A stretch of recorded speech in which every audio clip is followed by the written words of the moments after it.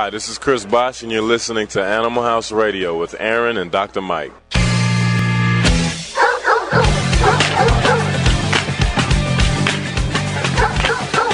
March 20th, 2009. It's Friday. It's Animal House Radio, brought to you by Hill's Pet Nutrition, the makers of Science Diet and Prescription Diet Pet Food, and www.ismydogoverweight.ca. If you're a person, maybe you want to check that out as well. I know I will. It's going to be Is My Boyfriend. Overweight.ca. That's what my girlfriend's always going to tell me to go look at. Want to say a big happy birthday tomorrow. Deborah Schwartz, turning the big 28. She's getting old. I got to start going there for. I found her when she was 23, so I got to go find another 23-year-old now. I'm just kidding. No, I love you, Deborah. Happy birthday. I was going to say congratulations on what, having a birthday? I don't think that ever really makes sense.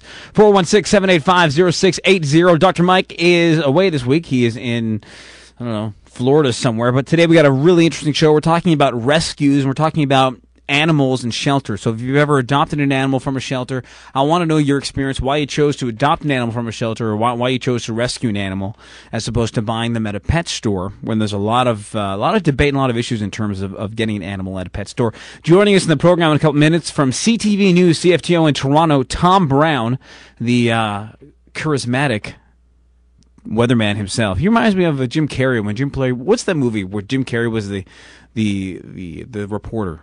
And he became God for one day. Bruce Almighty, thank you very much, Joe, who's filming for the online audience of millions and millions. Info at animalhouseradio.com. A little bit later on, Jody to the rescue, debuting on the program. We all know Jody. She's going to talk to us about what's going on in the world of her world and pets. And as well, joining us a little bit later on the show at around 8:35, the 8:40 mark, Chip Coffey of notable fame from A&E, Paranormal State, one of the best shows on A&E, Arts and Entertainment.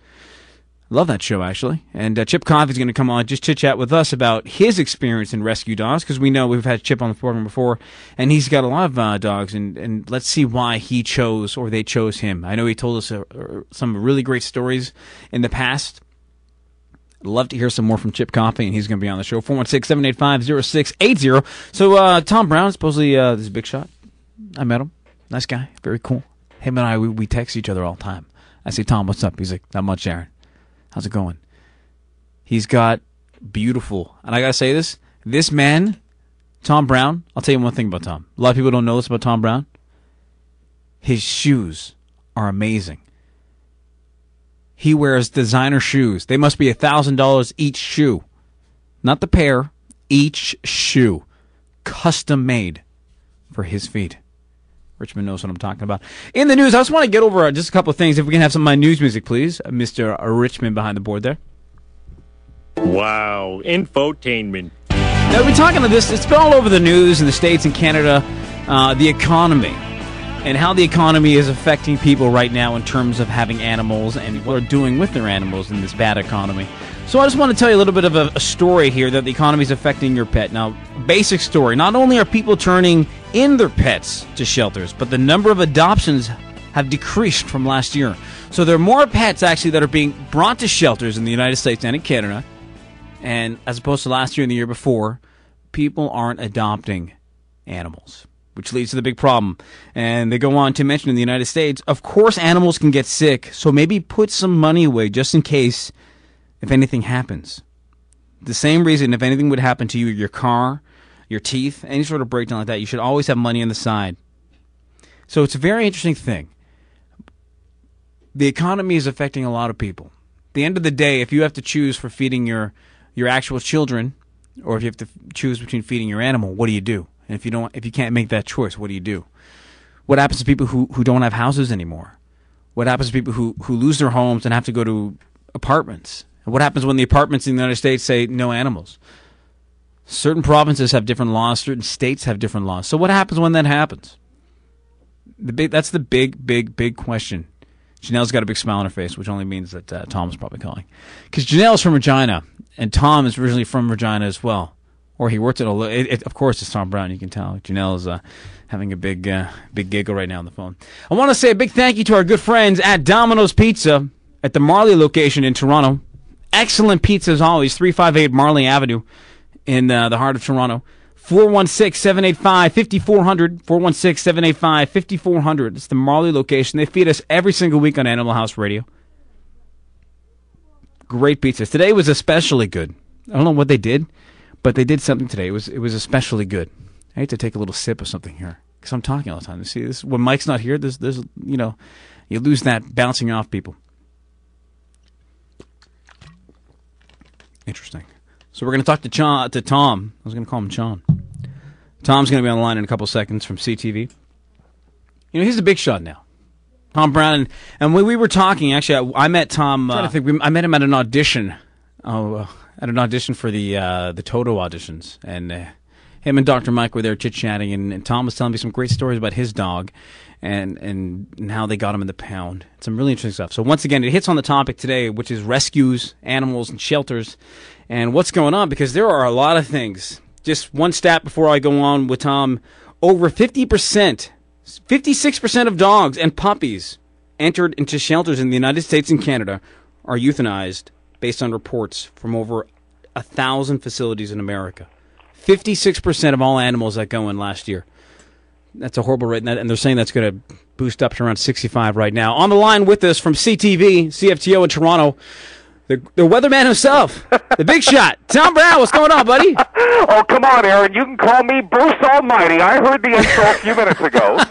Okay, Jim, Tom Brown, Bruce Almighty. Make the weather good then. Come on. The weather's great. Spring arrived at 7:45 this morning. It was a little cool today, but it's going to be a nice warm weekend. Hey, I'm off the clock. Come on. I thought we were talking dogs. We are talking dogs. So, okay. So we were going to talk either the Raptors or we're going to talk the Maple Leafs, and then we're going to talk actual dogs. Okay, yeah, you definitely, because my son's in the other room, and it's all about the Leafs weekend for him. Yes, but let's talk about the greatest addition to our family. Please. And, of course, that's our dog, Jack, who was a result of doing weather at the Toronto Humane Society September 05.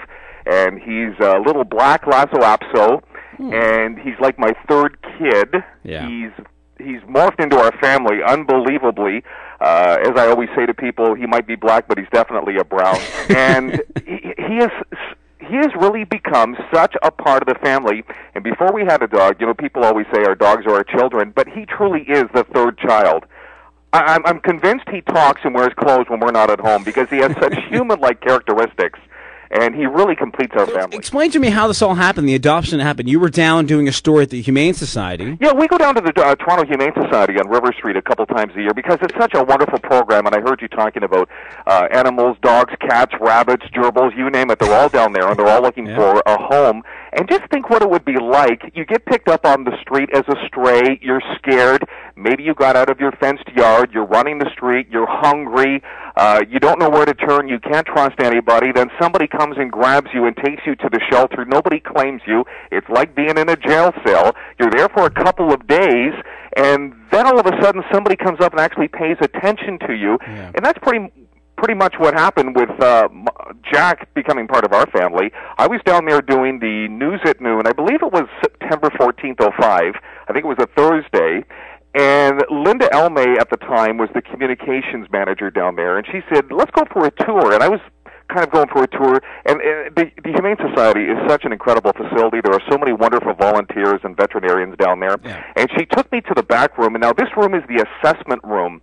And this is where all the dogs, they're not sure about their temperament or their health, and there's all these big cages. And back there, there's big dogs. And again, they're all barking because they're scared. And there's German Shepherds and Bull Mastiffs and Stafford Terriers and all these intimidating dogs, and they're all barking, and they all look ferocious.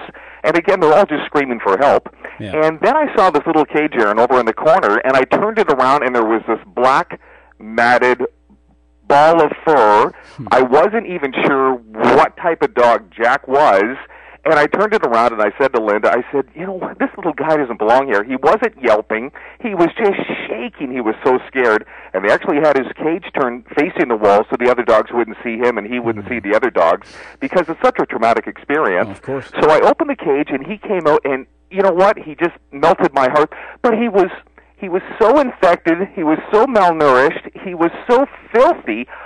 There must have been something that connected the two of us because I couldn't get Jack out of my head. At the time, his name was Ape.